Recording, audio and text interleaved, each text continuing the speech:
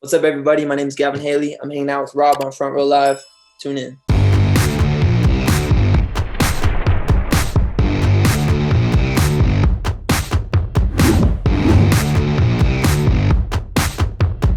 I've been a fan of yours for some time, and I love that, this year, although it's been such a crazy year, you've been consistent with your releases. Yeah, And appreciate that.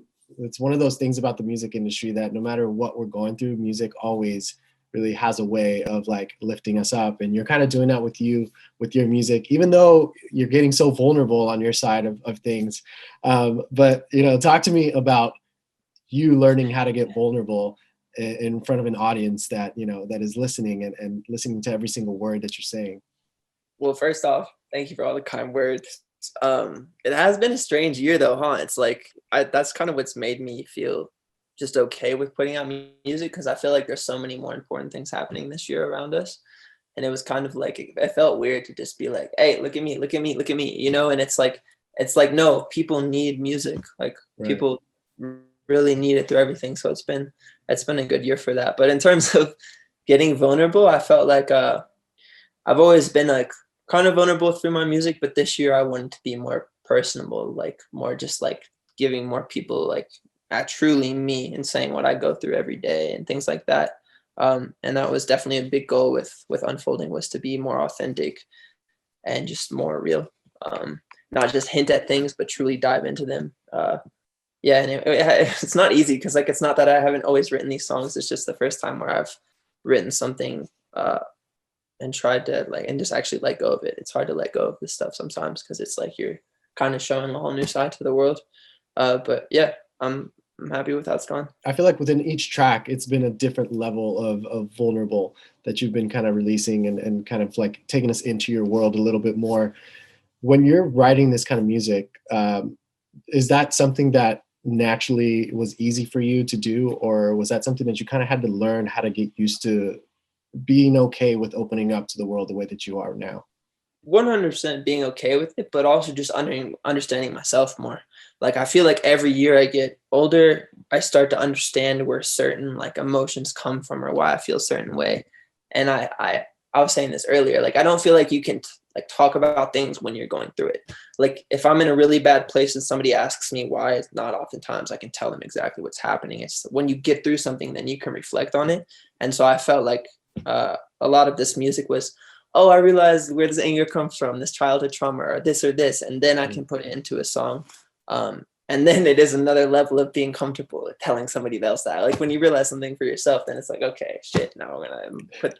But I more than anything, like last year, I put out a song called "The Way I Am," which was probably my most vulnerable song to date. And just seeing the reaction of our people telling me like how that helped them, I realized I'm like, okay, I can't not do this. So I have to. Yeah, that was kind of a big motivator. Just have a lot of people supporting me. Right. Yeah, so trying to get better at it though.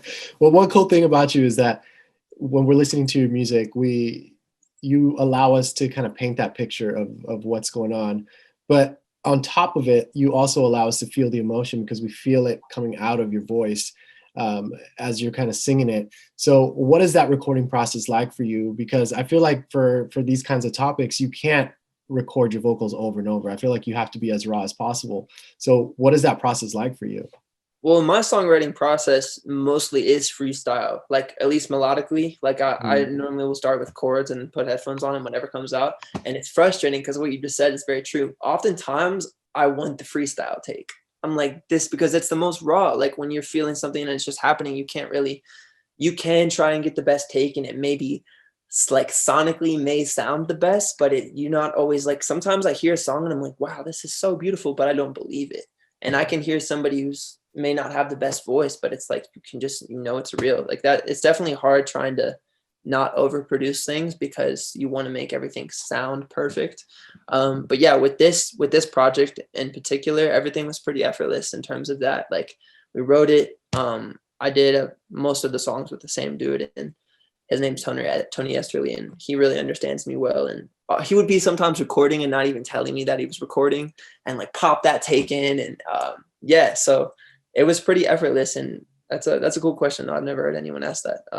Yeah, it's like it was it was just try and keep it as effortless as it was to write it. Yeah. And that fact of like, the fact that, like you mentioned, like sometimes it's just too perfect, you don't believe it. Is this like a general rule of like music or the music industry? Like, why is it that, you know, you don't get that raw emotion as much as we do with like the rock world or the punk world, when we're listening to more like pop kind of music? Yeah. You know, I can only really speak for me and my stuff. Like, I just, because there's artists that may sound perfect that are doing a million times better than me, right? I don't know. Like, it's in terms of being successful and stuff like that. I don't know. I just, when I make my music, I just want people to like you said, paint their own picture. But I just wanted to like them to feel the feeling I was feeling when I make it. And the more raw, the better. I don't know in terms of like transcending genres, and I feel like everyone has their own unique way of being authentic through their sound. I just, yeah, I can only really talk to attest to my stuff. So, yeah. Now, talking about your producer, you said he was the main one for this EP. So, how did, throughout this process of each song, like how did he challenge you in becoming either a better singer or a better songwriter as you were recording Unfolding EP? Just not overthinking. So this project does have a few different producers, but the main one he did, Todd, he did Self Control, he did So Sick of Love, and he did Low Beams off my last project too. And it's just kind of the first person that I've worked with that I've trusted to just, or like one of the only people that I've trusted to just kind of let go and like do my thing. Like I was with this project kind of experimented more towards like my love for rap and stuff like that. And he was just like, yo, if you love it, then do it. Like sometimes you can do something that works and you can see the numbers and it's like, oh, that's what people want to hear. And it can be easy to lock yourself in a box and just do that. And it was just very supportive and, yo, if this is what you're liking right now, do it. Like, don't overthink it. Like, just put it out. People mess with you for you. Like, and it was just kind of, yeah, letting me grow in that sense. Yeah, I think just having someone that believes in you, and then also just since the first session I worked with this guy, it was just so easy. Like I just like it just happened. And I feel like when that does occur, like that's something special. Like that doesn't happen often. So yeah, it's just really good collaborator and I'm happy I got to work with him on it. As far as the ranges from like singing to rapping, what is that like for you? How did you kind of learn to do that? And how did you learn to control it when you're kind of changing from one lane to the next? Still trying to learn, man, because sometimes I'll put off, I swear, dude, like I grew up in church. And so these melodies like for hooks come out of me naturally. But when I'm like going through my day, like I'm listening to Drake or Kendrick or like Jack Harlow, like I'm listening to rap all day long. And I was like, I can't deny that this is like a real thing for me anymore. So like I tend to like just if it feels right, throw it in there. And I'm trying to figure out how to do that more authentically. But yeah, with this, just like I said, I think I'm probably going to say this way too much in this interview. I tried not to overthink it. If it felt like I could use it there, I did it. If it didn't, I didn't do it. Like I just had fun. And like, even if this stuff doesn't do as well as like the other stuff, like it was just me like really not giving a anymore, like just going for it. And like, I think ultimately because of that, I'm going to either this or after this, just continue to make more work. That's exactly what Gavin Haley is, not just the sad boy side. Yeah. As far as perfecting your voice, how do you do that? Do you continuously practice, like whether you're recording something or not? I just got a vocal teacher at the beginning of when right before I started. I was taking like my first vocal lessons, and then that stopped. I'd take some lessons over FaceTime. But yeah, just trying to take care of it, be hydrated, do the lessons. Yeah, so much to grow, man. There's so many good singers in the world. I know what I can do very well, but I'm trying to now get better at the things I can't do very well. I feel like I can't sing very low. I'm trying to figure out how to do that shit. Man, you have some amazing teeth. People tell you that all the time. Like, you have a really nice smile, bro. Thanks, man. I appreciate that. I feel like I just threw you off from whatever you were saying. No, you're good. I was like, damn, like, yeah, you just have a really nice smile. It's good. So as we move forward to Self Control, your new single, you got to collaborate with Izzy Bizu, which is another like new artist that I've been like kind of obsessed about. Her voice is insane and her songwriting and lyricism is incredible. So how did this collaboration happen between the two of you, and why did you feel she was perfect for this track? So it wasn't, I wish it wasn't something we were in the studio together. I wrote Self-Control. I originally had 3 verses on it. And after months of hearing the song, I'm like, no one wants to hear me 3 verses, bro. Like, no.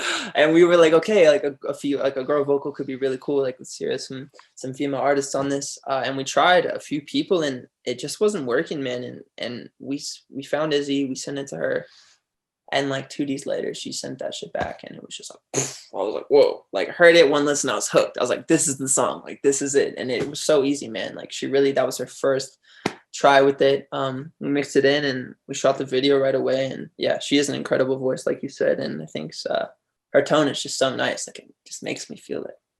Like, it's just really chill. So yeah, I'm happy she's on it. I think she really lifted the song. Yeah. And what kickstarted the writing process for this song for you? Being on tour. I went through a breakup, and I was on tour just not giving a man. Like, I just was like, it was the first time where I truly let myself be single, if that makes sense. Sometimes I'm single and I'm like single, but I'm just in my feelings about like the past person that like hurt me or whatever, however it happened. And like, it was just like, yeah, just not worrying about things, just having a good time with friends, not really trying to think about the future or the past, just being where I was. And it's not really anything serious. The song is as serious as it sounds, if that makes sense. Like, it just is a feel good record. Yeah.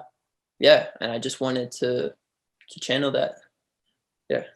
And when you're writing something personal like that and you go and shoot a video, I feel like you have no choice but to be a big part of the creative process of that video as well. Is that safe to say that you did that for this video for Self-Control? So Self-Control, the director, Ian Dooley, he's so talented. I told him basically what I just told you about the song. He's like, so give me the ins and outs of the song. Like, my past songs, like, it's been like a very direct concept. And I told him, I'm like, look, man, like, I just wanted to have fun. I wrote like the verses, like, about what I was doing at the time. And we kind of just pinned together some ideas together. That's something I'm really trying to grow on. I started music when I was 19, like, seriously.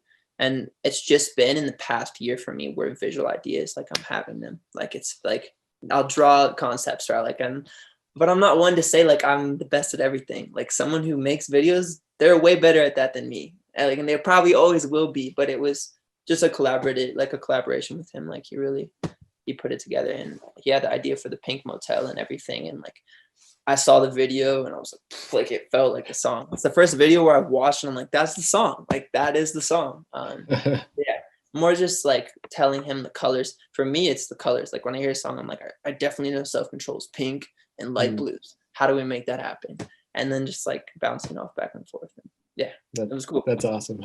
How does watching a visual like that kind of change the way that you perform the song? Because I feel like when you see your lyrics, when you hear your lyrics, it's one thing, but when you see the actual visuals, I feel like it just changes it completely. Do you feel the same way? 100%. Are you trying to like, and for a while, I feel like, I'm going to make sure I'm like answering their question. You're talking about like when you hear a song before you see the visual, you can have like a completely different idea than what it becomes. Yeah. For a while, that kind of turned me off of music videos, because growing up, like, there's this band called Keen, an English like alternative rock band that I really like growing up. And they need to come back, man. I've been saying this for years.